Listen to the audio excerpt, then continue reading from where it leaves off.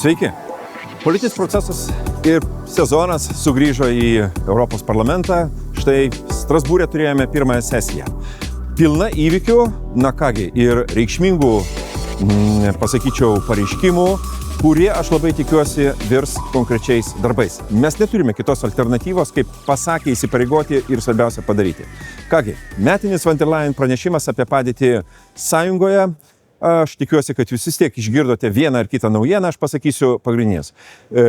Punktus, kurie, mano manimu, svarbu žinoti ir pastebėti. Kągi, didesnė pusė kalbos buvo apie saugumą, taiką ir būtinybę padaryti kai kuriuos darbus, kad europiečiai jaustųsi saugus. Pagaliau mes kalbame ne vien tik tai apie karą Ukrainoje, mes kalbame apie save. Ir štai dronų ataka prieš Lenkiją, kitaip nepavadinsi šito reikalo, aš manau, dar kartą sugrąžino realybę į tam tikrus rėmus, kuriuose mes turime veikti ir padaryti konkrečius darbus. Von der Leyen kalbėjo apie Europos dronų koaliciją. Seniai reikėjo ne tik gaminti ir padėti ukrainiečiams, bet užtikrinti ir oro erdvės saugumą pačioje Europoje. Pasirodo, mes dronus šaudome milijoninėmis raketomis. Nu, ar tai yra racionalus sprendimas, bet panašu, kad alternatyvų neturime. Taip jinai kalbėjo apie būtinybę toliau investuoti į gynybos pramonę kartu su ukrainiečiais, kurie padarė daug inovacijų ir turi daugiau žinių negu patys europiečiai. Paskatinimas dėl užšaldytų Rusijos aktyvų pilnesnio panaudojimo ir panašiai. Man ši kalba patiko, aš tik tai noriu vieną dalyką pasakyti. Greičiau šie įsitikinimai, žodžiai, pareiškimai virsta darbais. Jeigu 26 metų rudenį mes girdėsime vėl paskatinimus arba apmąstymus, kaip ką daryti, manau, kad mes visi pralaimėsime. Antras dalykas, kuris iš tiesų dominavo šiame parlamento sesijoje, buvo vėlgi Ukraina. Buvo priimtas ne tik pranešimas apie pažangą, kur Ukraina sulaukė, na, sakykime taip, kai kada ir paramos patapšnojimo per petį, bet ir pagrįstos kritikos, sakykime, dėl bandymų sumenkinti antikorupcinių institucijų kompetencijas ir panašiai, peržiūrėti kai kurias funkcijas ir taip toliau.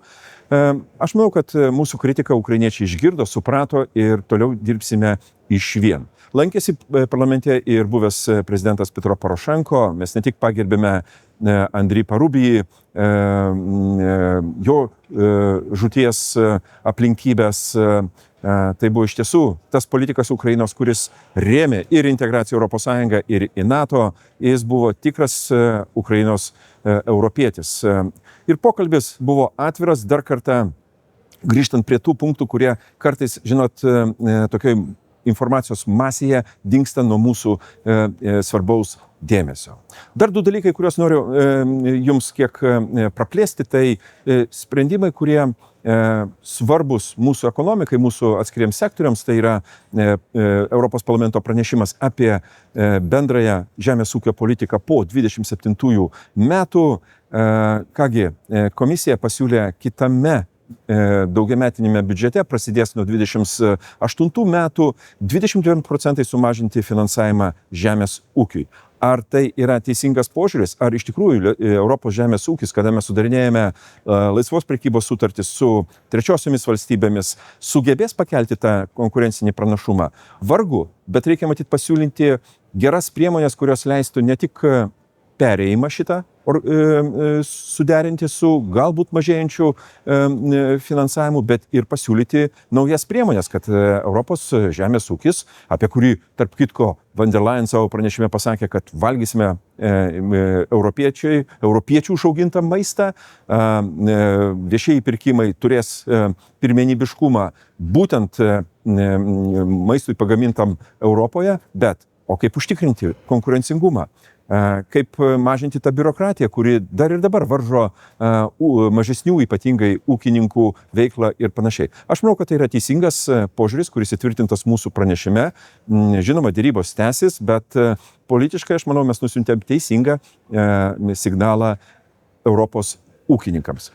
Ir sanglaudos politika. Dėl sanglaudos politikos taip pat buvo priimtas pranešimas, aš sakyčiau, tokios pagrindinės gairės, ateities gairės, kas yra svarbu, kad mes įtvirtiname galimybę matant, kad saugumas, karinio mobilumo, gynybos pajėgumų stiprinimas ir infrastruktūros statybos projektai yra brangus, reikalingi, galimybė panaudoti iš sanglaudos pinigų, ypatingai tom valstybėm, kurios yra ties rytinių barjerų, didesnė pirminė, reiškia, alokacija pinigų ir panašiai. Manau, kad tai yra teisingas požiūris, taip reikia daryti, reikia būti lankstiems, matant besikeičiančias aplinkybės. Ir aš labai tikiuosi, kad tuo Lietuva taip pat pasinaudos ir galės pasiekti tuos tikslus, apie kuriuos taip mes visi dažnai kalbame. Saugumas, stabilumas ir ekonominis augimas. Sesija buvo įdomi. Diskusijos, kai kurios tik prasidėjo, jos tęsis ir tolimesnėse susitikimuose, posėdžiuose ir panašiai. Tiek šį kartą su gerais palinkėjimais, saulėtam rugsėjui. Iki.